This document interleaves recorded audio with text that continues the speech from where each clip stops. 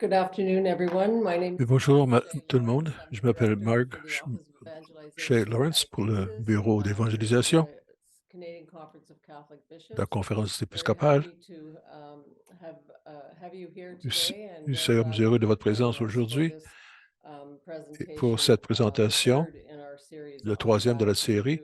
sur le Vatican II. In the name of the Father, the Au nom Son, du and the Père et Holy du Fils et du Spirit. Amen. Saint-Esprit, Amen. Father in heaven, may the Père, faith toi you qui es have aux gifted cieux, que us la in your foi que tu Son nous as Jesus donnée en ton Christ, Fils our brother Jésus-Christ, in the notre family of frère, charity, et la flamme kindled de in our charité, hearts by the Holy répandue Spirit, dans nos cœurs par l'Esprit Saint, reawaken éveille in en us nous the blessed la hope bienheureuse for the coming of espérance your pour l'avènement de kingdom. ton royaume.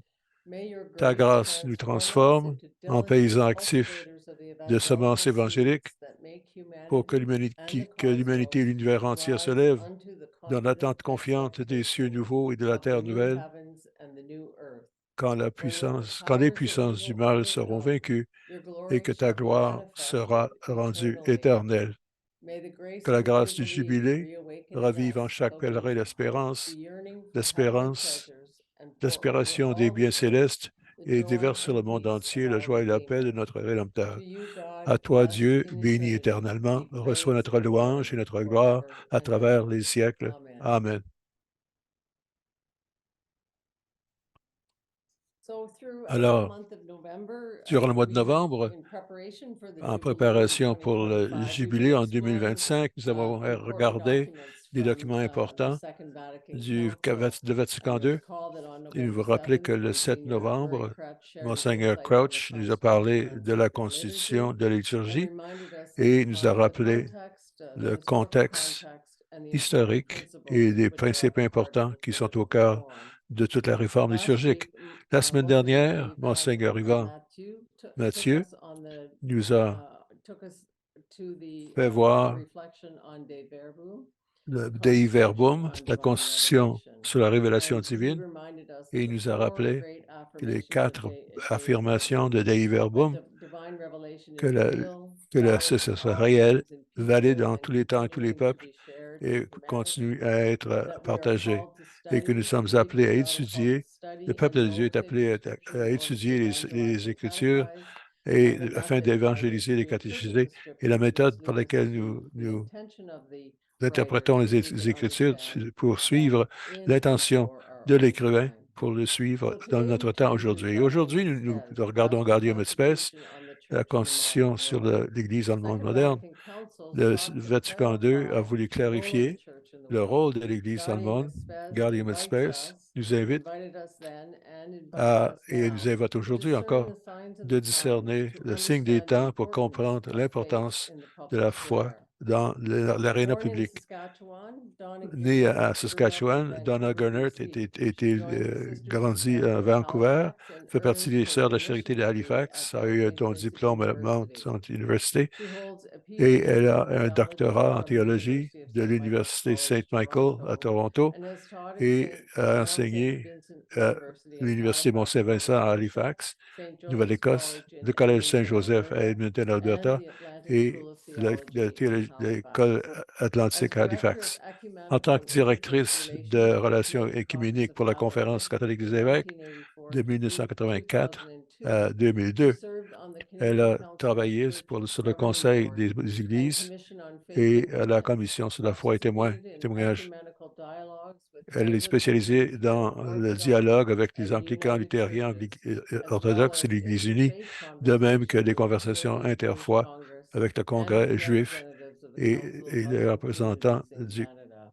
Conseil des She was a communautés au Vatican Canada. representative on the World Council of Représentante Churches de Commission la on Faith Vatican, and du Order, Vatican sur la as foi well as on international et dialogues Église, with the World un dialogue Alliance of avec Reformed Churches l'Alliance and des Anglican Églises Communion. de la communauté From anglicane. August Du 2002 mois to d'août September 2002 jusqu'en 2014, septembre she served 2014, as congregational Garnett leader of the Sisters of Charity of Halifax, était général with de sa communauté responsibility for avec la missions across Canada, responsabilité the pour des eastern missions à travers le United pays States, dans l'Est des Bermuda, États-Unis, the de Dominican Bermuda, Republic, and la Peru. Bermude, la République Sisters' dominicaine work et in Pérou. ecology Son travail dans l'écologie, elle était inclue dans une présentation à l'encontre de l'Union internationale des supérieurs générales à Rome et une série d'ateliers à travers le Canada avec la CRC. Elle a fait des retraites et des ateliers dans Jericho House à Port Colborne, à Edmonton et le Centre Galilée à Arn Prior. Veuillons accueillir Sir Donna Gunnerhart. Greetings, everybody. Alors, bonjour I'm tout le just monde. trying to get my J'essaie d'avoir ducks in a row here, and I'll be right with you. les choses en ordre ici I trust this works. et j'espère que ça va fonctionner. Ma compétence technique sont plus limitées que je voudrais. Donc, tout d'abord, bienvenue. C'est bon de vous avoir ici. Je ne sais pas ce qu'il en est pour vous, mais parfois, depuis que j'ai lu les documents de Vatican II, c'était une occasion pour moi, quand on l'a invité, à revoir Gaudium et Spes. Et il y a découvert des choses intéressantes et j'espère que vous allez apprécier ce que j'ai découvert. Pour cette présentation, j'ai utilisé l'édition publiée par Walter Abbott en 1966. La raison, c'est que c'était proche de l'événement même et ça incluait des commentaires par des observateurs écuméniques. C'est certainement un défi. La traduction elle-même est un peu un défi. Une fois publiée, et surtout pour avoir un langage inclusif. Et quand je vais citer, je vais le faire le plus possible, mais quand je me servirai de langage inclusif, je voudrais commencer avec un survol de notre présentation. Ce que je vais faire, c'est avoir une introduction. Je vais devoir parler de comment ce document, Gaudium et Spes, a été identifié comme étant avec un décantage important dans les relations Église-monde. Vous allez parce que vous trouvez ça intéressant. Alors, je vais regarder le texte lui-même, le concept et le résumé des contenus. Ensuite, je vais discerner les signes des temps qui ont été identifiés comme le principe herméneutique de ce document.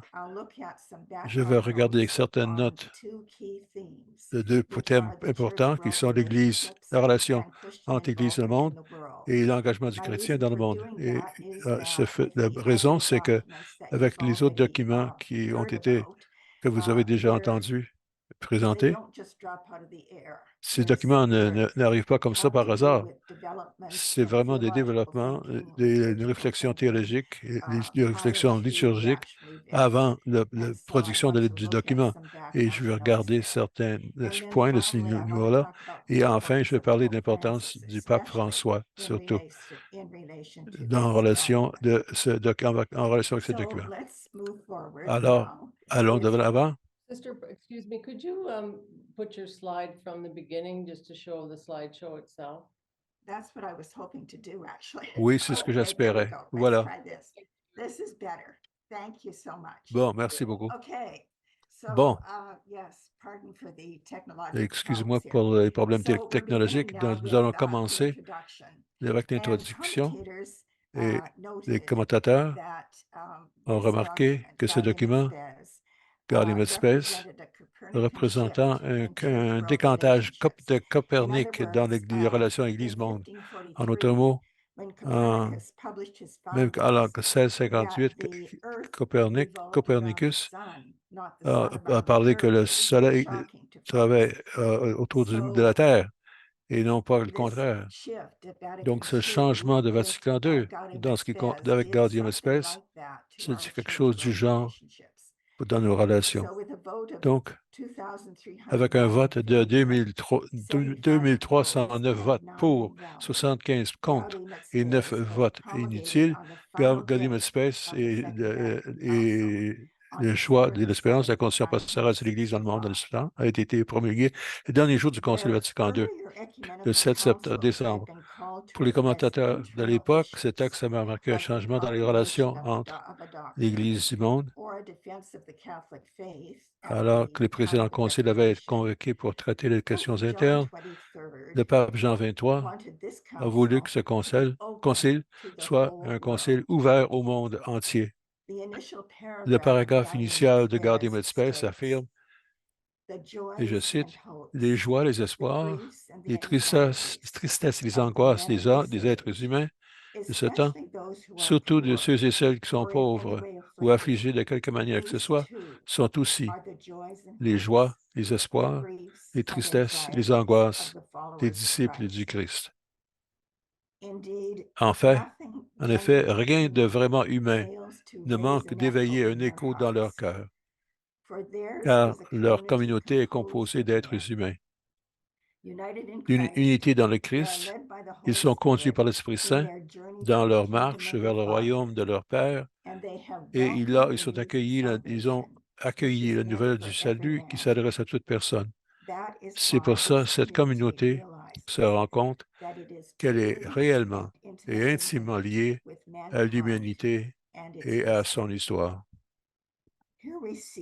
Alors, nous voyons ici une preuve évidente d'un changement dans la compréhension par l'Église de sa relation avec le monde. Ici, l'Église est placée dans le monde, non au-dessus du monde.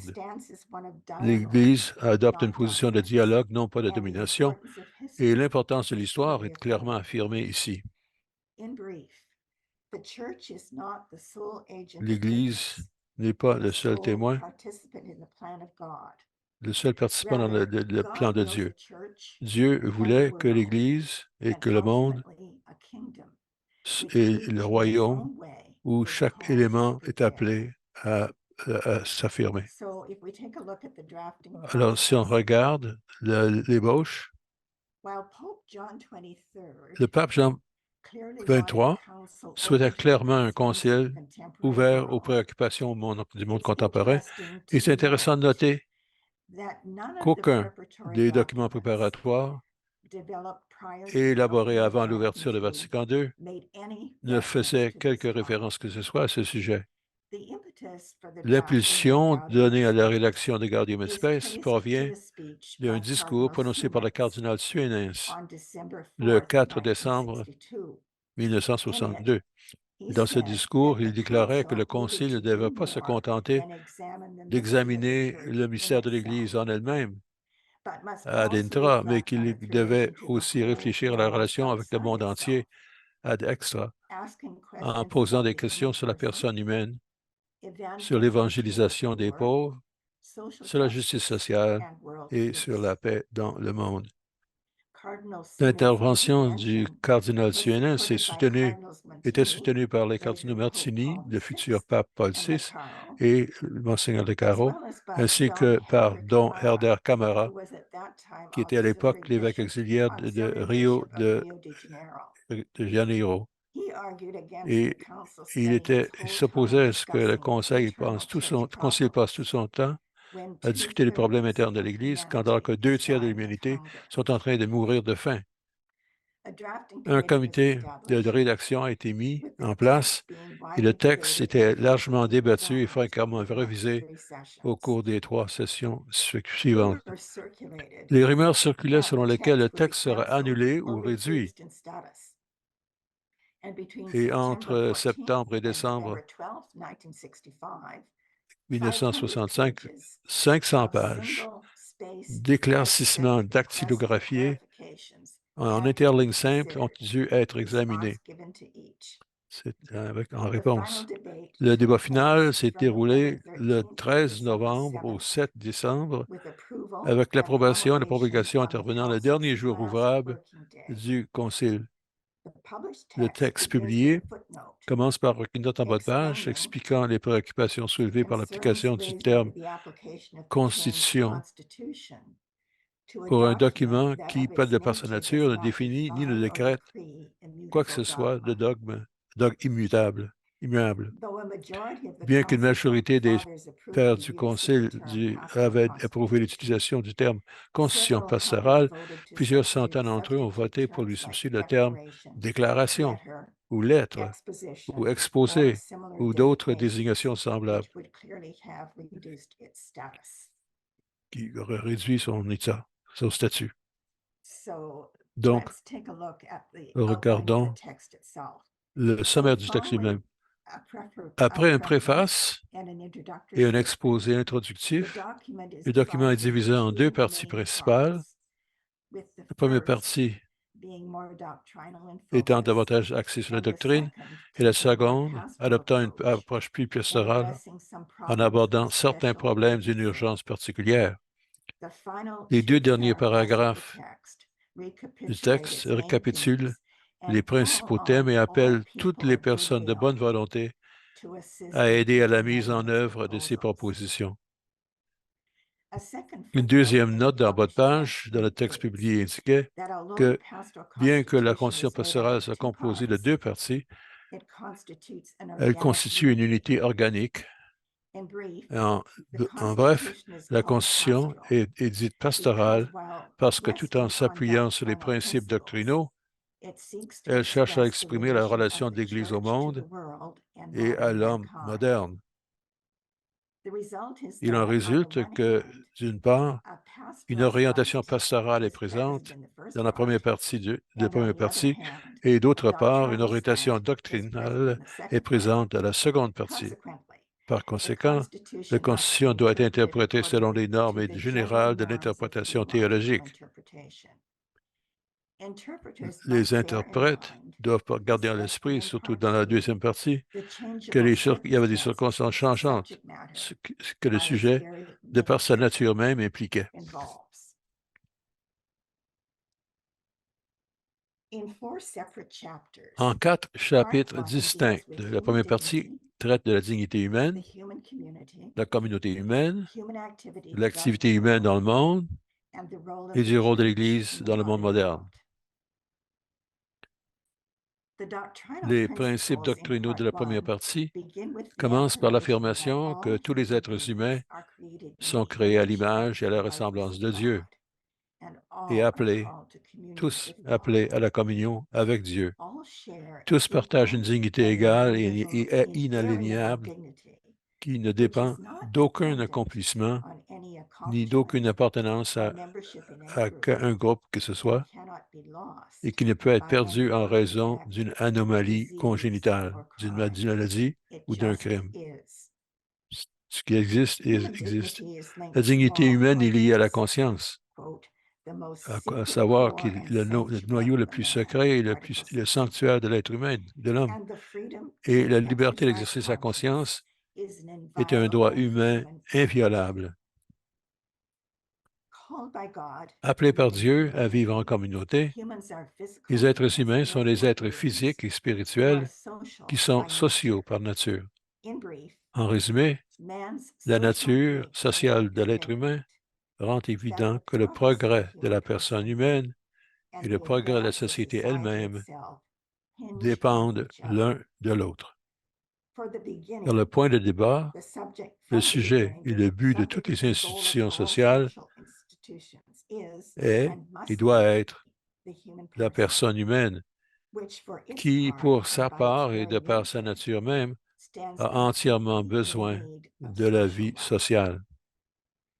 In this Et donc, dans context, ce the common contexte, good, le bien that commun, is, the c'est-à-dire sum of l'ensemble those des conditions de vie conditions of sociale social life, qui permettent aux which groupes allow sociaux social et à leurs groups and membres their individual individuels members d'accéder de façon relatively relativement thorough complète and et ready access aisée to à their leur own propre fulfillment, épanouissement, today takes on an aujourd'hui prend increasingly une universal colorisation de plus complexion en plus universelle and consequently et involves implique rights and par duties conséquent les droits et les with devoirs respect to the à l'égard whole de human l'ensemble race. du genre humain.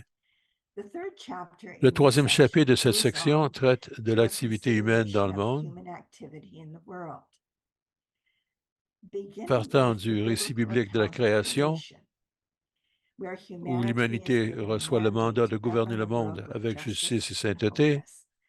The text Le texte maintains soutient that human que efforts les to efforts better de the l'être humain pour circumstances of their améliorer lives les circonstances de leur vie are unfolding the Creator's work, déploient l'œuvre du Créateur and et contribuent efforts to à la do the réalisation end dans of l'histoire contributing to the et realization of contribuer à His la good and réalisation dans divine plan. l'histoire du plan divin.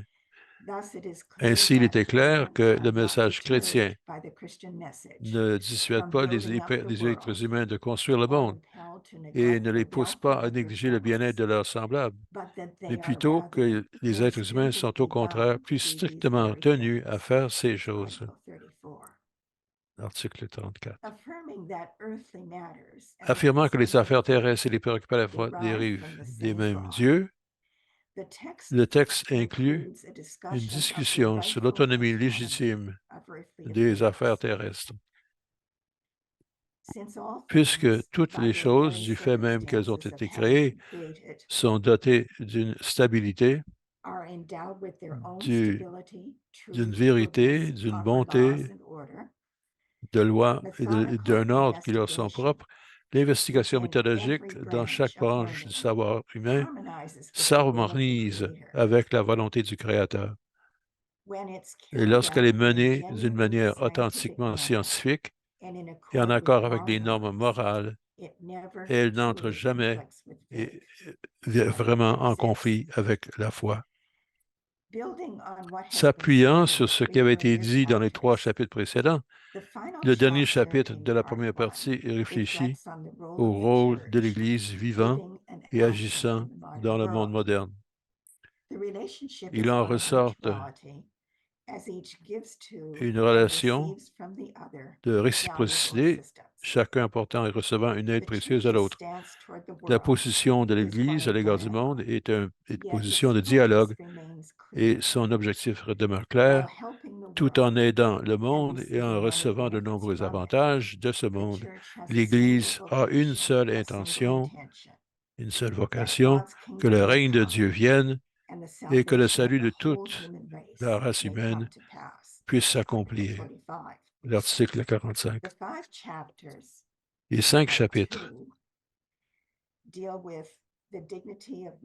portent sur la dignité du mariage et de la vie familiale, le développement de la culture, la vie économique et sociale, la communauté politique, la paix et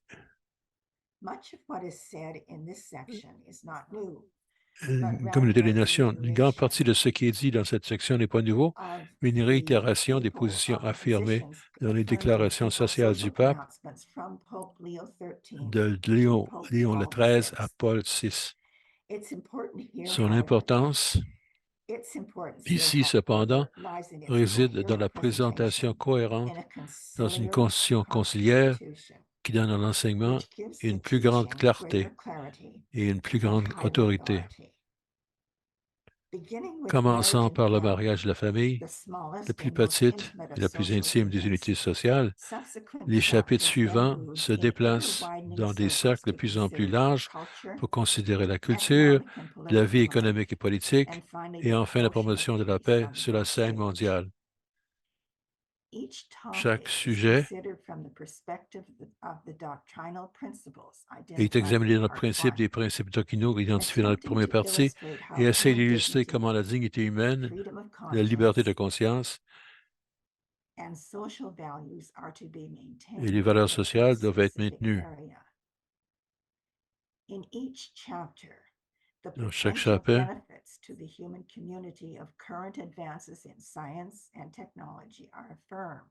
chapitre, les avantages potentiels pour la communauté humaine et les projets actuels de la science et de la technologie sont affirmés, tout en reconnaissant la possibilité d'en faire un mauvais usage.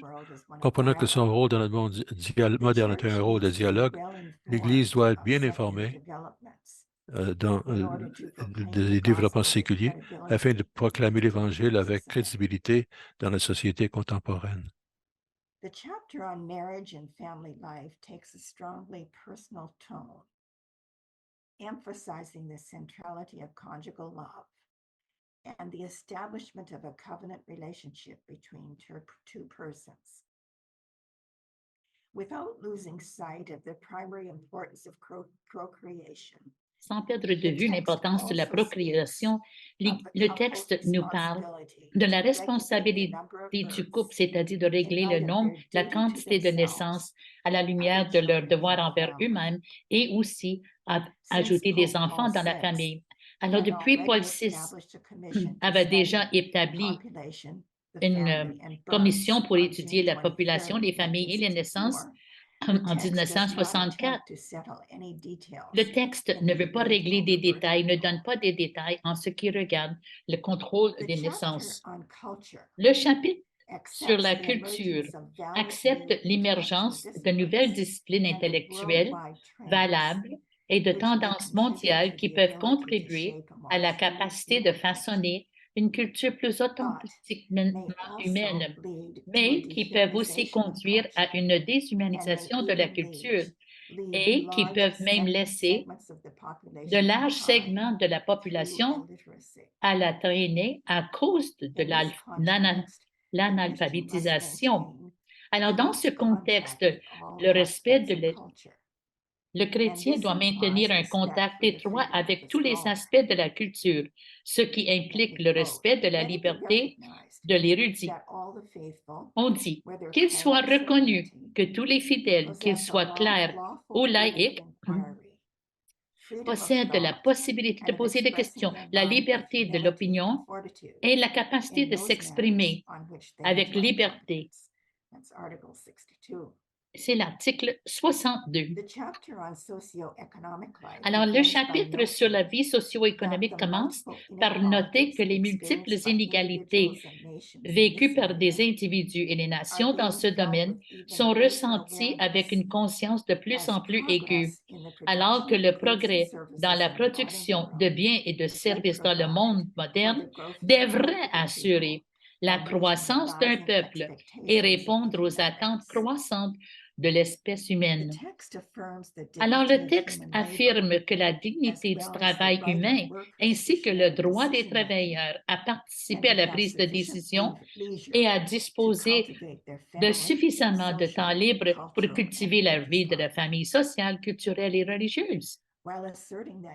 Tout en affirmant que Dieu a destiné la terre et tout ce qu'elle contient à l'usage de tout être humain et de tout peuple, il reconnaît la nécessité de la propriété privée comme défense de la liberté humaine et le problème de la réforme agraire, comme une question d'urgence dans certaines parties du monde. Alors, c'est à l'article 71. Dans sa réflexion sur la vie de la communauté politique, Gaudium Espèce note un désir croissant d'établir un ordre politico-juridique dans lequel les droits de la personne puissent être mieux protégés et un désir connexe chez de nombreuses personnes d'assumer un rôle plus important dans l'organisation de la vie et de la communauté politique. Puisque les personnes qui forment une communauté politique sont nombreuses et diverses, une autorité est nécessaire pour disposer l'ensemble des situations à un bien commun conçu de manière dynamique. Les chrétiens qui s'engagent dans l'art de la politique doivent se consacrer au bien-être de tous. Ils doivent le faire en luttant contre l'injustice et l'oppression, le règne arbitraire d'un seul homme ou d'un seul parti et le manque de tolérance. Le texte tente également de clarifier la relation entre l'Église et la communauté politique. Il affirme que l'Église, en particulier dans une société pluraliste, ne doit en aucun cas être confondue avec la communauté politique, ni liée à un quelconque système politique. Fondamentalement, la communauté politique et l'Église sont mutuellement indépendantes et autonomes. Cependant, chacun sert le bien-être personnel et social des mêmes êtres humains, de sorte que tous bénéficient de leur coopération mutuelle. Tout en respectant la liberté et la responsabilité politique des citoyens, il est toujours légitime pour l'Église de prêcher la foi, la doctrine de l'Église et de porter un jugement moral sur les questions touchant à l'ordre politique, numéro 76. Le dernier chapitre de la deuxième partie, consacré à la promotion de la paix et à la promotion d'une communauté de nations, semble particulièrement poignant en 2023. Si les prévisions du texte concernant l'impact de l'armement moderne sur la violence croissante de la guerre se sont révélées décevantes, ses attentes concernant la capacité des agences internationales à promouvoir la paix n'ont malheureusement pas été satisfaites.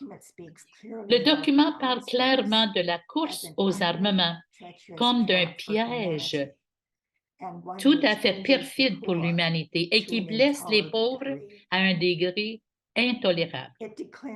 Il déclare que tout acte de guerre visant indistinctement à la destruction de villes entières ou de vastes régions avec leur population est un crime contre Dieu et contre l'homme lui-même. Il mérite une condamnation sans équivoque et sans hésitation. C'est à l'article 80 que nous trouvons cela. On cherche à nommer les causes de la guerre. Elle pointe le doigt à l'injustice, des inégalités économiques, les luttes de pouvoir entre les nations et le mépris des droits de la personne.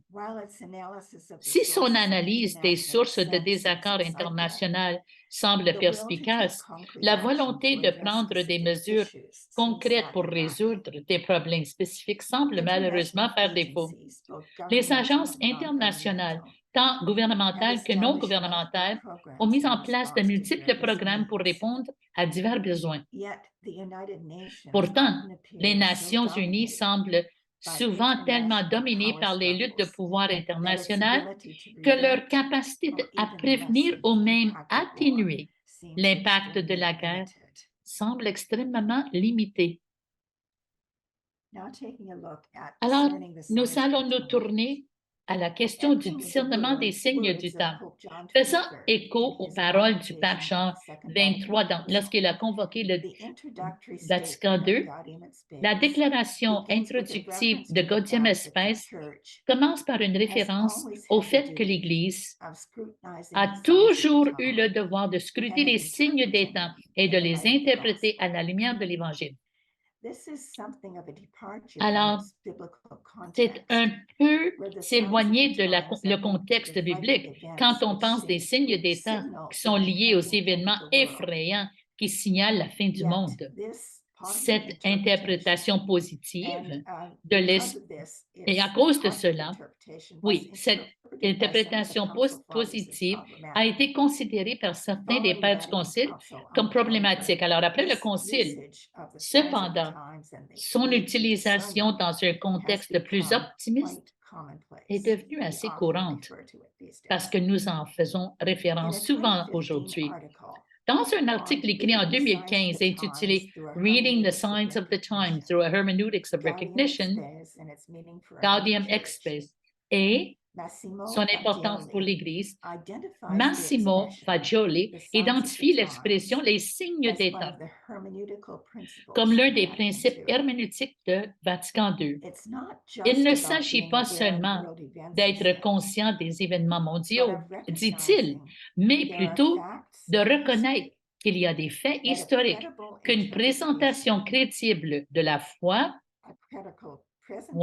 une présentation crédible de la foi ne peut pas ignorer sans perdre sa crédibilité. Cela se reflète dans la deuxième phrase de l'article 4 qui parle de la capacité de l'Église à répondre aux questions éternelles que les gens se posent sur la vie dans un langage intelligible pour chaque génération. La reconnaissance de la nécessité pour l'Église de discerner les signes des temps dans Gaudium et Spes représente un changement radical dans la méthodologie théologique. La relation entre l'Église et le monde est une relation de réciprocité bien exprimée dans les mots de Walter Casper, cités dans l'article de Fagioli. Alors voici ce que dit Walter Casper. Écoutons-le. Nous rencontrons l'Évangile non seulement en écoutant l'Écriture, la tradition et le magistère, mais aussi nécessairement en écoutant le monde. L'histoire humaine concrète est une partie constitutive de la révélation. Nous ne rencontrons pas l'Évangile uniquement dans le contexte de circonstances historiques dont nous pourrions le détacher. L'histoire n'est pas le contexte, elle est le texte lui-même. L'Évangile n'est pas une doctrine sans histoire, ni une dialecte universelle de l'existence, mais il est lié à une histoire concrète qui ne s'est produite qu'une seule fois. Ce monde concret qui change historiquement fait constitutivement partie de l'événement de l'Évangile. Le monde est un locus theologicus. C'est-à-dire quoi? C'est-à-dire le critère pour savoir si l'Évangile est mis en œuvre de manière adéquate. Le concept de lecture des signes des temps dans Gaudium et Spes appelle l'Église à prêcher l'Évangile en relation avec les circonstances historiques, c'est-à-dire des circonstances concrètes vécues dans la vie quotidienne de chaque personne humaine. Et en cela, l'Église est appelée à adopter des actions et des attitudes de Jésus qui a constamment rencontré et servi les gens de son temps et de son lieu. Selon le catéchisme de l'Église catholique, l'Église, dans le Christ, est comme un sacrement, un signe, instrument et avant-goût du règne de Dieu. Les membres de l'Église partagent la responsabilité de discerner l'action de l'Esprit dans le monde contemporain, d'élaborer une réponse véritablement humaine et de résoudre les perplexités, morales qu'en découle avec intégrité et fidélité à l'Évangile. Alors moi, j'aimerais faire un retour sur deux thèmes centraux de Gaudium et Spes. Le contenu de Gaudium et Spes peut être résumé en deux thèmes: les relations entre l'Église et le monde et l'engagement des chrétiens dans le monde. Ces deux thèmes montrent l'influence des développements de la pensée théologique. La pensée théologique française et allemande à la fin du 19e siècle et au début du 20e siècle.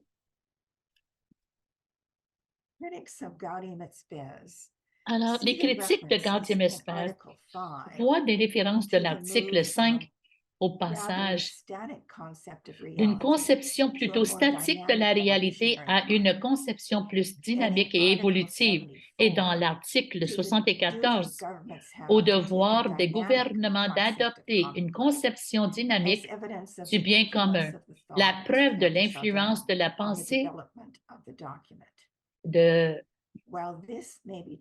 pères de l'Église sur le développement du document. Bien que cela soit vrai, la pensée de Pierre Teilhard de Chardin a beaucoup affecté le texte et la présence de la solidarité de l'Église avec ce même monde. Et en tant qu'apologiste chrétien, Teilhard est convaincu que le christianisme tel qu'il est prêché actuellement n'a pas un pouvoir de contagion suffisant.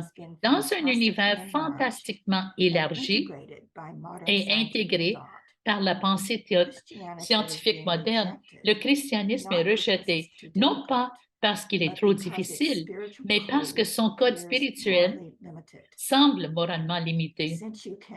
Puisqu'on ne peut convertir que ce que l'on aime, ceux qui veulent prêcher l'Évangile doivent accepter sans réserve les nouvelles dimensions spatiales, temporelles et psychologiques du monde contemporain. Ceux qui continuent à craindre et à condamner tout ce qui est nouveau ne réaliseront jamais la synthèse émancipatrice entre la terre et le ciel qui pourra émerger la parousie, c'est-à-dire la deuxième venue du Christ universel. Prêtre et scientifique, ne voulant pas être schizophrène dans sa foi, Teilhard cherche à affirmer une dimension spirituelle dans l'évolution cosmique et une dimension cosmique dans la spiritualité chrétienne. Alors pour lui, un univers émergent dans lequel tout est génétiquement lié et interconnecté invite à réfléchir à la présence cosmique du Christ incarné. Dans ce contexte, il affirme que l'incarnation du Christ signifie l'emprise définitive du Christ sur l'univers. S'étant matérialisé dans un continuum spatio-temporal, le Christ est tellement enraciné dans le monde visible qu'il ne peut pas en être extrait sans ébranler les fondations de l'univers. L'humanité devient capable d'expérimenter, de découvrir et d'aimer Dieu dans toute la longueur, la largeur et la profondeur du monde en mouvement. Alors Teilhard dit, c'est une prière qui ne peut être faite dans l'espace-temps. Teilhard affirme que le Christ universel n'est nul autre que le Christ des évangiles considéré dans ces dimensions cosmiques. Ce n'est pas un nouveau Christ qui est proclamé, car la réalité historique de l'incarnation est au cœur de la foi chrétienne. De plus, dans une perspective évolutionniste, rien ne peut être absorbé dans les choses si ce n'est par la voie de la matière. Ainsi, le Christ ne pouvait pénétrer l'étoffe du cosmos, ne pouvait pas se diverser dans le sang vital de l'univers qu'en se dissolvant d'abord dans la matière, pour ensuite renaître d'elle. Et parce que chaque élément de l'univers est interdépendant, dans chaque créature, il existe physiquement une certaine relation que tout être a avec Jésus, c'est-à-dire une adaptation particulière au Christ Jésus de l'essence créée, c'est-à-dire quelque chose de Jésus, en bref, qui naît et se développe et donne à l'individu tout entier sa personnalité ultime et ses valeurs ontologiques finales. Cette christologie cosmique soutient Teilhard, c'est simplement un développement contemporain de la tradition chrétienne, en particulier telle qu'elle est exprimée dans les épîtres de Paul, l'Évangile de Jean et divers textes patristiques grecs. Alors maintenant, nous pensons à l'implication des chrétiens dans le monde, l'engagement. Il n'est pas surprenant que le changement dans les relations entre l'Église et le monde lors de Vatican II s'accompagne d'une forte approbation de l'engagement chrétien dans le monde. Cela représente un point culminant dans la pensée théologique d'un certain nombre d'érudits bien connus, par exemple Maurice Blondel, Henri de Lubac et Karl Rahner, préoccupés par la relation entre la nature humaine et la grâce divine. Alors, fondamentalement, ces chercheurs soulignent qu'au 16e siècle, l'accent mis sur la gratuité de la grâce de Dieu a conduit à l'émergence de concepts de pure nature qui a permis aux théologiens et aux philosophes de parler de l'être humain d'une manière théorique, comme s'il avait un destin final autre que celui de Dieu. Ce type de pensée a conduit à une compréhension des surnaturels comme fondamentalement étranger à la nature humaine, comme une perfection en quelque sorte imposée à l'être humain, comme une sorte de réalité extrinsèque. La difficulté liée à cette vision dualiste de la nature humaine ont finalement conduit à une lecture qui plus attentive de l'histoire de la théologie est un retour à la pensée originale de Thomas d'Aquin et la compréhension que toute décision théologique doit être situé dans l'histoire concrète dans laquelle ils se trouvent. Tous les êtres humains sont appelés à la communion avec Dieu par la grâce. La vie humaine est déterminée par un appel réel à rencontrer Dieu. Cet appel est donné gratuitement, mais il est donné.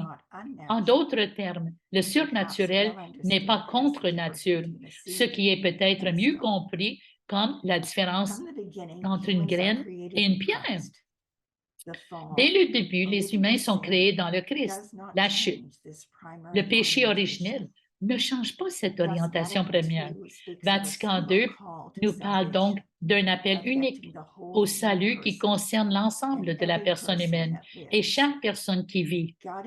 Gaudium et Spes se réfère à cela comme la vocation humaine intégrale et parle de l'obligation chrétienne de travailler avec toutes les personnes à la construction d'un monde plus humain, à l'article 57. Dietrich Bonhoeffer, pasteur et théologien luthérien, exécuté par les nazis pendant la Seconde Guerre mondiale, s'inquiétait de la grâce bon marché, du fait que les chrétiens étaient trop à l'aise avec leur foi pour répondre à ces défis. Alors, dans son livre, Le coût du disciple, il évoque les origines du monasticisme comme une protestation vivante contre la sécularisation du christianisme et la dévalorisation de la grâce. Alors, il s'en félicite, mais il affirme en même temps que la tolérance de l'Église à l'égard du mouvement a relativisé sa protestation. Lorsque le monachisme est présenté comme un accomplissement individuel que les laïcs ne sont pas censés imiter, cela a eu des conséquences faibles dans l'émergence d'un double standard, c'est-à-dire un maximum et un minimum dans le niveau d'obéissance chrétienne. L'affirmation par Vatican II de l'appel universel à la sainteté et l'appel clair de Gaudium et Spes à l'implication active des chrétiens dans les efforts d'amélioration de la société humaine contemporaine offre à la fois une approbation et une correction des vues de Bonhoeffer.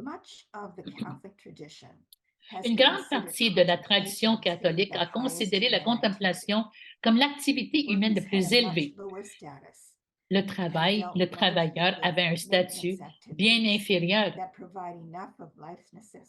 et concernant principalement les activités d'entretien qui fournissent suffisamment les choses nécessaires pour nous faire arriver au moment le plus crucial, c'est-à-dire notre mort.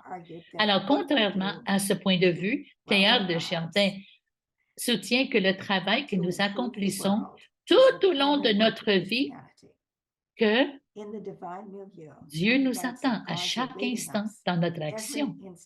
Chaque instant de notre action dans le travail du moment. Il y a un sens dans lequel, dans la pointe de ma plume, de ma bêche, de mon pinceau, de mon aiguille, de mon cœur et de ma pensée, en poussant le trait, la ligne ou le point sur lequel je suis engagé, jusqu'à son ultime finition naturelle, je m'emparerai de cette fin dernière vers laquelle tend la volonté le plus intime. Alors, puisque Dieu fait partie de l'évolution, notre amour de Dieu exige une coopération dans l'activité de Dieu, c'est-à-dire la construction du monde. Cette activité éthique est une activité de grâce puisqu'elle nous unit à Dieu. La sanctification consiste à participer librement au courant de vie qui monte vers la plénitude, c'est-à-dire à s'incorporer au monde évolutif de Dieu.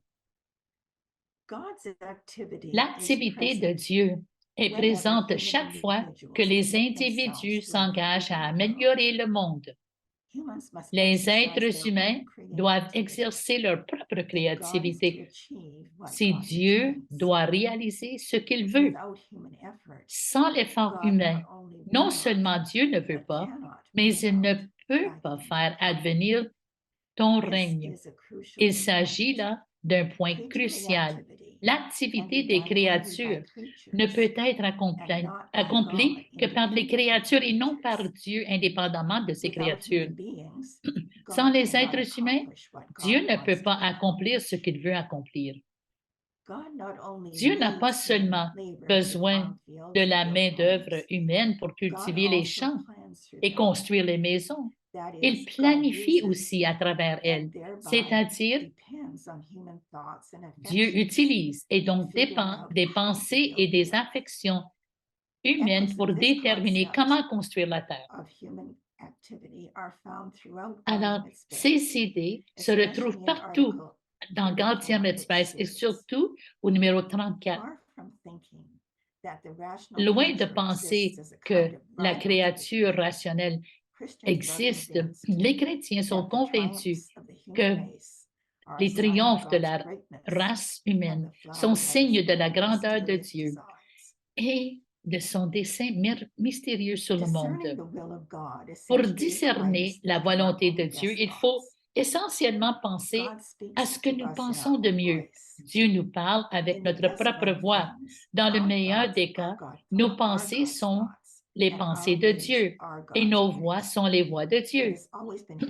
Il a toujours été dit, bien sûr, que nous ne pouvons rien faire sans Dieu. Mais ce que nous n'avons pas dit en général, peut-être par respect pour la primauté de Dieu, c'est que Dieu ne peut pas nous sauver sans notre propre activité, sans notre volonté de vouloir coopérer avec Dieu et le sens du péché, à moins que le salut ne soit compris uniquement d'un point de vue juridique. Le juge nous déclare innocents, que nous le soyons ou non. Nous devons librement coopérer à notre propre salut. Être sauvé, c'est aimer Dieu, et nous ne pouvons pas aimer Dieu sans le vouloir. Notre coopération volontaire est notre salut. Alors maintenant, nous allons parler du pape François. Élu au mois de mars 2013, le pape François est le premier pape originaire des Amériques, le premier de l'hémisphère du Sud et le premier à être né en dehors de l'Europe depuis un Syrien, c'est-à-dire Grégoire III, ordonné prêtre en 1969. Massimo Fagioli identifie François comme le premier pape de l'Église Vatican II. Il poursuit en affirmant: « Il est maintenant clair que le pontificat de François a provoqué l'un des plus surprenants retournements de situation concernant l'héritage théologique d'un concile œcuménique, et cela est particulièrement vrai pour la constitution pastorale Gaudium et Spes, dont l'histoire, lors du conseil et la réception ont beaucoup de sens aujourd'hui, et notre façon de comprendre que l'ensemble de Vatican II. En outre, il affirme, oui, le pontificat de François, dit-il, est cohérent avec le rôle de Gaudium et Spes dans le catholicisme latino-américain au cours des 50 dernières années. Son influence a plus à voir avec une façon de penser qu'avec le contenu du document comme tel. Je crois que ce point est bien illustré dans l'exhortation apostolique Evangelii Gaudium, publiée par le pape François en novembre 2013 dans le cadre du suivi du synode octobre 2012 dans la nouvelle évangélisation. Dans son introduction à l'exhortation, le pape François identifie l'enseignement de Lumen Gentium, c'est-à-dire la constitution dogmatique de l'Église, comme étant la base des thèmes qu'il propose d'aborder. En même temps, il est clair que les éléments de Gaudium et Spes sont omniprésents dans le texte, car il lie l'évangélisation à l'engagement actif des chrétiens dans la promotion d'un monde plus humain, afin de lutter contre l'injustice économique et sociale pour les personnes qui vivent à la périphérie. Et dans sa réflexion, the influence of Gaudium et Spes is particularly evident. He begins by affirming that the people of God is incarnate in the peoples of the earth, each of which has its own culture. The concept of culture is valuable for grasping the various expressions of Christian life present in God's people. Quoting Gaudium et Spes, he states, each people in the course of its history develops its culture with legitimate autonomy. This is due to the fact that the human person, by nature, stands completely in need of society and always exists in reference to society, finding there a concrete way of relating to reality. In brief, grace supposes culture, La grâce suppose and la God's culture gift becomes flesh et le don in de the Dieu devient la culture chair dans la that precedes culture. it. He finds in cultural diversity an Il voit expression of the dans la church's diversité culturelle une genuine expression de la Catholicity, catholicisme authentique de and l'Église maintains that et soutient que cultural la diversité diversity, culturelle, when properly lorsqu'elle est bien understood, comprise, is not a threat ne to constitue church pas une unity. menace pour l'unité de l'Église. Specifically, he Plus says, précisément, il est we clair, would not do nous justice ne from rendrions pas logic of the justice à la logique de incarnation l'incarnation if we thought of si nous Christianity considérions le as christianisme comme monoculturel and monotonous. et monotone. While it is true that some cultures have been closely associated Même s'il est vrai que with certaines cultures ont gospel été étroitement and the associées à la development of prédication de Christian thought, l'Évangile et au développement de la revealed pensée chrétienne, le message révèle, is not identified with any of them.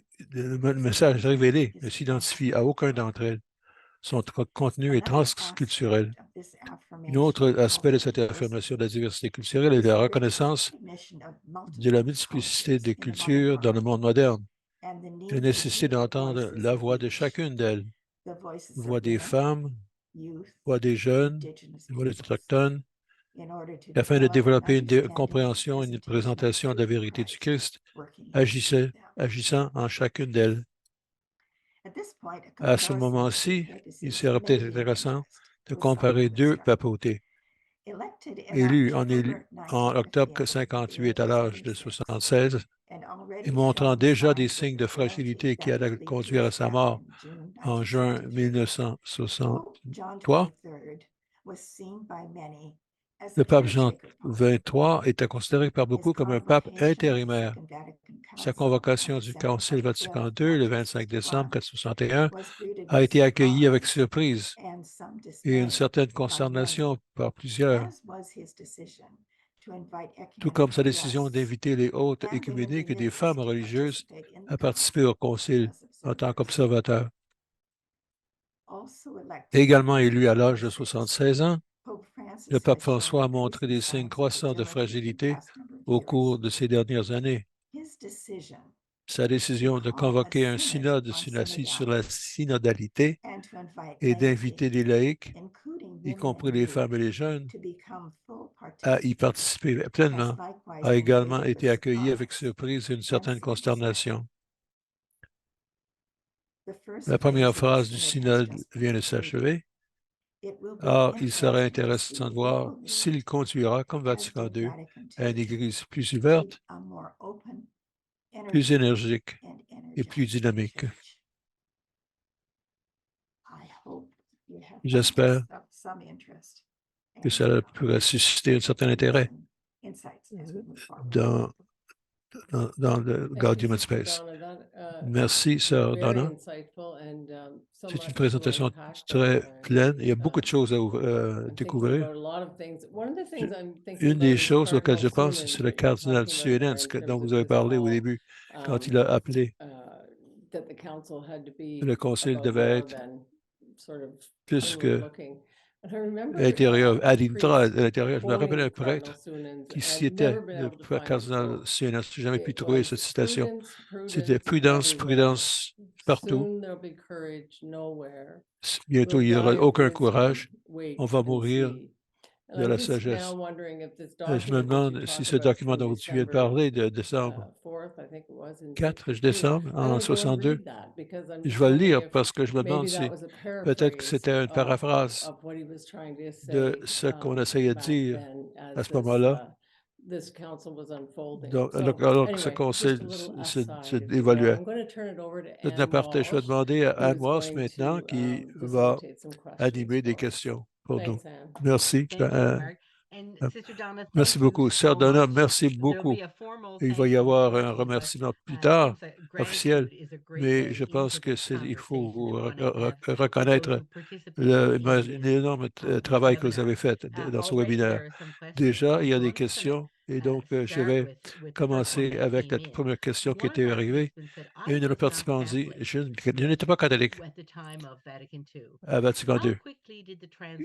En quelle mesure est-ce que les traductions ont été faites de façon que les gens puissent lire le document plutôt que simplement les entendre dans des rapports de nouvelles?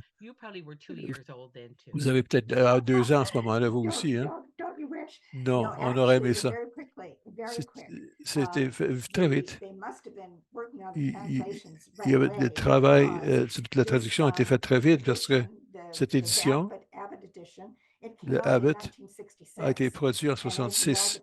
Et comme vous le savez, le concile n'est terminé qu'en décembre 1965.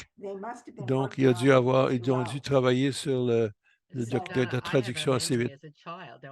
Moi, je me souviens quand enfant, j'avais 4 ans, mais je me souviens des copies, pas des copiés qui arrivaient en section. Oui, c'est intéressant ça. Je regarde la date de ce document-ci. La préface était en janvier 1966. Alors, ils ont dû travailler là-dessus constamment. Bon, ça répond à cette question pour notre participant. Voici une autre question. Est-ce que c'est bon de voir le Gaudium et Spes comme un document dans la tradition de la réponse des concordats? C'est intéressant parce que peut-être que vous ne savez pas, ici au Canada, en 1610, il y avait un concordat entre le Mi'kmaq et le Vatican. Et la personne, ça c'est le chief Membertou des Mi'kmaq. Et il a vu les Européens qui arrivaient et il voyait comment les Autochtones étaient traités. Il s'est dit d'être baptisé parce qu'il a vu la similarité avec les chrétientés et la tradition Mi'kmaq. Et donc, en établissant un concordat avec le Vatican, les Mi'kmaq ont été reconnus comme une nation chrétienne, qui voulait dire qu'ils seraient traités différemment d'autres autochtones à travers le pays, à travers le Canada. Et donc, c'était en relation avec les Français et comme les Anglais, surtout les Français, c'était une question d'amitié plus qu'un rapport de domination. Je pense que pour répondre à la réponse à votre question, c'est oui. Je n'ai jamais pensé à cela. C'était très intéressant. Je vais pouvoir y réfléchir. Bon, merci. Et merci des liens. Je vais rappeler aux gens que si vous avez une question à poser pour Sœur Donna, utilisez la section Q et A, donc questions-réponses, et on serait heureux. Il y a un remerciement, il y a une question de la part d'une personne. Et ces institutions coopèrent avec la grâce de Dieu. Et quelqu'un d'autre avait dit, ça change tout pour moi. Est-ce que avez-vous d'autres commentaires là-dessus? Je pense que pour plusieurs gens, c'est une institution qui, en présentant ce document, l'ancien, même s'il a 60 ans, c'est quelque chose que nous n'avons pas entendu parler de beaucoup. Oui, c'est tout à fait vrai. J'ai absolument vrai. Oui, j'ai travaillé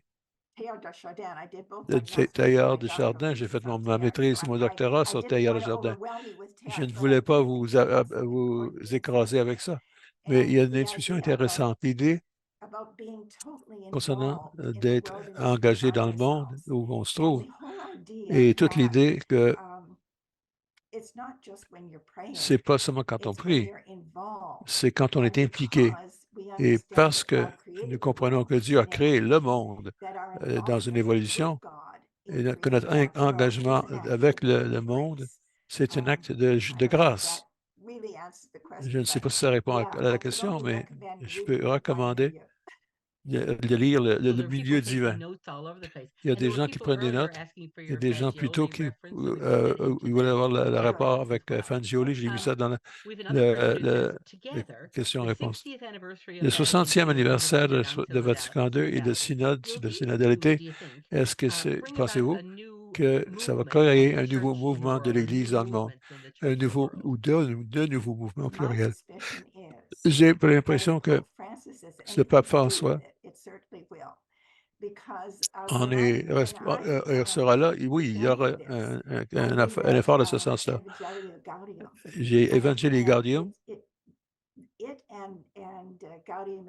et Gaudium et Spes sont très semblables dans leur orientation et le pape François, à maintes reprises, nous rappelle qu'il faut être actif. Oubliez cette citation.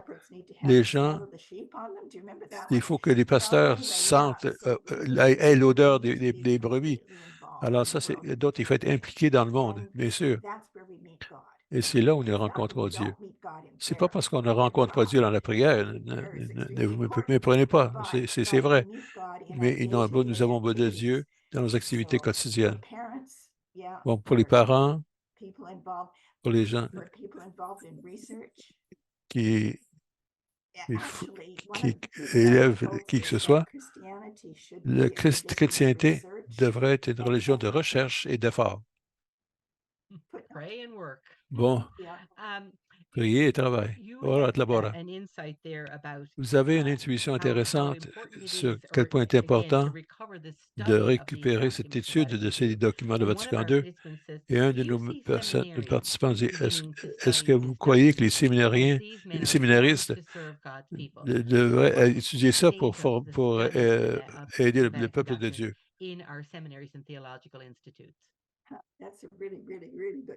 Oui, très bonne question. Selon Fagioli, un article que j'ai trouvé intéressant, c'était l'AICA et les théologiens qui ont gardé ces documents en vie. J'ai l'impression qu'il y a eu beaucoup d'implications dans l'enseignement de ce document, de ces documents. Et j'espère qu'avec ce 60e anniversaire, qu'il va y avoir un renouveau de cette étude. Le CECC a toute cette série parce que ça nous donne la chance de retourner pour voir ce qui se passe. Oui, ça montre les joyaux de notre tradition et il nous les représente. Alors merci pour des présentateurs comme vous. L'autre question, c'était l'étude des documents dans les séminaires et les institutions théologiques. L'autre personne dit, merci beaucoup pour la conférence. Je me demande si vous seriez prête à clarifier quel pourrait être un bien commun en ce qui concerne la culture et le monde moderne. Bon, laissez-moi y réfléchir. Une des choses qui est intéressante dans Gaudium et Spes, c'est que les gens ont accusé les auteurs, les pères, d'être trop optimistes concernant le monde moderne. Quand on lit des documents, pour tout ce qui est positif qu'on peut dire, et également de dire qu'il faut être conscient de ces dangers. Et donc, par exemple, dans notre société technologique moderne, les pères auraient apprécié tout le bien qui en sort, mais également toutes les possibilités, la possible déshumanisation. Donc, ce n'est pas une acceptation gratuite du monde moderne, mais on reconnaît qu'il faut et regarder les signes des temps, de regarder ce qui est positif, ce qui est tout à fait là, mais, et voici un autre élément intéressant que j'ai découvert, d'être ouvert, il faut savoir ça de quoi nous parlons. Donc, pour que l'Église proclame l'Évangile dans le monde moderne, l'Église a besoin d'académiques ou des gens qui sont connaissants du développement pour les aider et aider les évêques et les clercs et les gens qui ne sont pas au courant de proclamer les évangiles aujourd'hui. Ça, je pense que ça répond à la question. Yeah, and that call again to people who are so inclined Alors, and gifted to l'appel be que scholars nous lançons à ces in the personnes service of the church. d'être des grands We penseurs have someone asking au about the service de document l'Église. Alors, nous avons quelqu'un qui a posé une and whether there's question. been any Et la attempt question, elle est to celle-ci. render them Est-ce into que nous inclusive avons language. tenté de faire des documents avec un langage inclusif? Et je m'excuse, oui, ça n'a pas été publié. Vous l'allez trouver en ligne. Ce que je vais faire, c'est que je vais vous trouver la référence et je vais vous l'envoyer. Mais oui, nous avons une traduction moderne. J'ai pris celui-ci parce que je pensais que c'était proche de l'original. Et j'ai beaucoup aimé que nous avions les commentaires des observateurs, observatrices et communiques. Il y en a une autre qui a été publiée pas longtemps après Vatican II, mais ils sont très intéressés par les suites à donner du suite évangélique. Et on laisse de côté les commentaires des observateurs et observatrices. Oui, plusieurs connaissent la traduction de Flannery. Et ça nous aide beaucoup. Hein? Merci la personne qui a posé la question. Une autre personne dit, oh, belle présentation. Est-ce que Sister Donna peut savoir comment l'Église pourrait vivre sa mission dans l'Église avec toute l'hostilité et toute la manque d'informations que l'on reçoit d'ici et de là? Comment cela pourrait-il se faire avec toute l'information que nous recevons, qui nous bombarde? Et je pense que c'est autre chose que je peux dire au sujet de la technologie, c'est-à-dire l'Internet, le Web, tout. Il faut absolument travailler avec toutes ces choses. Moi, ce que j'ai trouvé dans le document comme tel, c'était de dire que même quand il y a de l'opposition, dit-on, ça peut être un moment de grâce autant que l'autre. Je ne suis pas tout à fait certaine que je réponds à la question parce que moi, j'ai été vraiment préoccupée par toute la question des personnes qui se mettent ensemble pour être avec les autres et tout. Et pourquoi est-ce que les gens vont s'impliquer comme ça? Et je ne sais pas pourquoi. Peut-être la meilleure chose que l'on peut faire, ça serait de continuer à présenter l'Évangile aussi clairement que possible en relation et faire le lien avec la vie des gens. Moi, je n'ai pas une bonne réponse. Oh mon Dieu, j'aurais donc voulu avoir une meilleure réponse. OK, on apprécie beaucoup la réponse quand même. Autre personne qui demande. Et c'est une critique de Gardiner Medspace. Et on nous demande, est-ce qu'il y a comme une espèce d'anthropologie, théologie un peu trop optimiste? Est-ce que vous pourriez faire un commentaire? Oui, je vais faire un petit commentaire et je ne l'accepte pas. C'est parce que ce qui est clair pour moi en Gardiner Medspace, c'est qu'il y a une ouverture au monde moderne. C'était vraiment le grand changement amené par Copernic. Alors, si vous pensez, par exemple, à toutes les erreurs qui ont été faites et avec Humani Generis, tous ces documents-là ont toujours perçu l'Église comme étant de l'extérieur, protégée, à part d'eux. Mais le grand changement qui s'est effectué, c'était pour reconnaître que l'Église est dans le monde, non pas au-dessus. Alors, les gens vivent dans le monde. L'Église est dans le monde, alors lorsque vous lisez le texte, comme j'ai fait moi tout récemment, ce dont on s'en aperçoit, il y a négatif et positif. À chaque fois qu'on dit quelque chose de positif, il y a aussi une affirmation de la connaissance de la possibilité du négativisme. Je ne crois pas que ce soit trop optimiste. Je pense que c'est une indication de son ouverture au monde. J'aime beaucoup cette nuance, nous dit Sister Anne. Il y a quelqu'un qui demande, est-ce que vous voyez en Gaudium Express le début de la théologie de la libération? Oui, dit-elle. Oui. Oui, je crois que oui. Peut-être vous allez vous rendre compte de cela dans le chapitre sur la culture. Le deuxième chapitre, dans la deuxième partie, parce que là, tout de suite, il y a une belle reconnaissance de la culture comme faisant comme une partie intégrale de l'être humain et le vivre pleinement. Je crois que vous allez le trouver vous-même. Alors, en bref, oui, ce l'est. Thank you for that Merci, too. merci beaucoup. Someone is saying, Ensuite, what il y a would you quelqu'un say qui a dit, when a qu'est-ce que vous pastor begins a diriez homily si with un words pasteur such commence as, par dire, unfortunately, we lost too much of malheureusement, Vatican II. nous avons tellement perdu beaucoup de choses de Vatican II. Alors, Massimo Fagioli, voici ce qu'il a dit, OK? Je vais le citer de nouveau.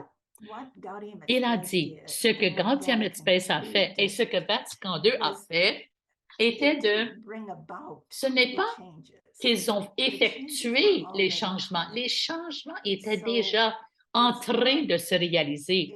Alors, ce n'est pas nécessairement que Vatican II a changé quelque chose. Les changements étaient déjà commencés, déjà en voie de réalisation. Donc, Vatican II nous a dit, ouvrir vos yeux et regardez ce qui se passe autour de vous. Alors, vous ne pouvez pas changer la réalité. J'aime beaucoup ce que dit Théâtre. On ne peut pas dire ce que nous n'aimons pas. Il faut être impliqué. Et il faut être impliqué avec les changements. Et il faut comprendre en quoi consistent ces changements, si vous voulez les traiter. Alors, cette lecture critique que l'on trouve dans le contexte de la communauté de foi. Bon, alors peut-être il y a la possibilité. Alors, vous dites que l'Église et la politique sont mutuellement indépendants. Qu'est-ce que vous diriez quand les politiciens demandent à leurs membres de voter selon ce qu'ils pensent, quand plusieurs ont été votés parce qu'ils ont épousé des valeurs chrétiennes ou des valeurs catholiques? Oh, je trouve que ça me fait peur parce qu'ils ont vraiment, nous dit Donna, ils ont vraiment besoin de lire ce chapitre sur l'Église et les politiques, ce qui indique clairement que l'Église n'appartient pas à aucune partie politique, n'endosse aucune prise de position politique. L'Église et le monde sont interliés. Il y a une interrelation, mais ils demeurent étonnamment indépendants. Le rôle de l'Église est d'être conscient, de proclamer l'Évangile, ce qui pourrait vouloir dire entrer en opposition avec les partis politiques, comme par exemple comme Helder Camara, il a fait la même chose. Alors, écoutez, là, c'est pas facile. Personne n'a dit que le fait d'être chrétien était pour être facile. Et une toute dernière question. Alors, il y a quelqu'un qui aime beaucoup ses parents, sa famille. Et voici ce qu'il dit. Les parents sont très occupés. Ils ont allé chercher l'argent, gagner une vie. Plusieurs ne réalisent pas leur rôle comme évangélisateur, évangélisatrice, surtout auprès des enfants. Et des fois, on ne sait même pas ce que dit l'Église. Comment pouvons-nous les aider à se familiariser avec l'inspiration que l'on peut trouver dans un document tel que Gaudium et Spes? Oh, il y a un rôle très important, nous dit Donna. Vous savez, les missions de paroisse, les retraites de paroisse, les possibilités peut-être d'offrir un enseignement.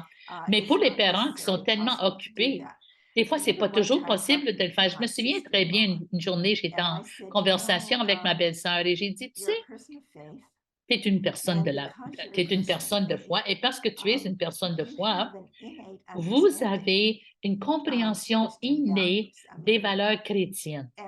Hein? Alors, ces parents, comme parents, il faut vraiment commencer par aimer les enfants et c'est ce que vous faites. Mais si vous communiquez ton amour pour tes enfants, et je me souviens, lorsque j'étais chez moi, j'ai toujours vu mes parents qui priaient avant d'aller au lit. Alors, la meilleure façon que vous pouvez apprendre quelque chose à tes enfants, c'est l'exemple. C'est des fois, j'entends pas ce que tu dis parce que ce que tu fais résonne trop fortement en moi. Alors, relaxez un petit peu, vivre ta foi.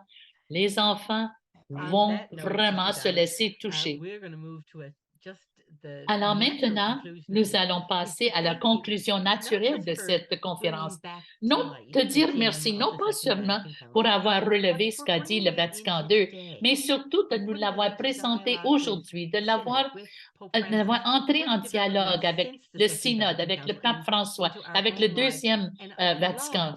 Alors, j'ai beaucoup aimé ton encouragement, c'est-à-dire apprendre à parler, apprendre à vivre, apprendre à parler avec notre propre voix.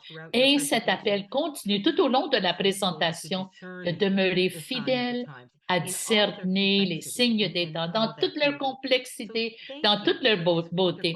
Alors, merci pour cette présentation absolument merveilleuse. Ce fut vraiment très important et fort apprécié. Merci. Et merci avec toutes les belles questions que vous avez posées et de nous avoir animés. Alors, on retourne à Marg. Alors, merci, Sister Donna. Merci beaucoup pour votre désir et d'avoir accepté de faire partie de notre groupe aujourd'hui. Je sais que vous êtes très occupés, mais le fait de nous avoir donné ce temps, le 28. Alors, à la semaine prochaine, tout le monde.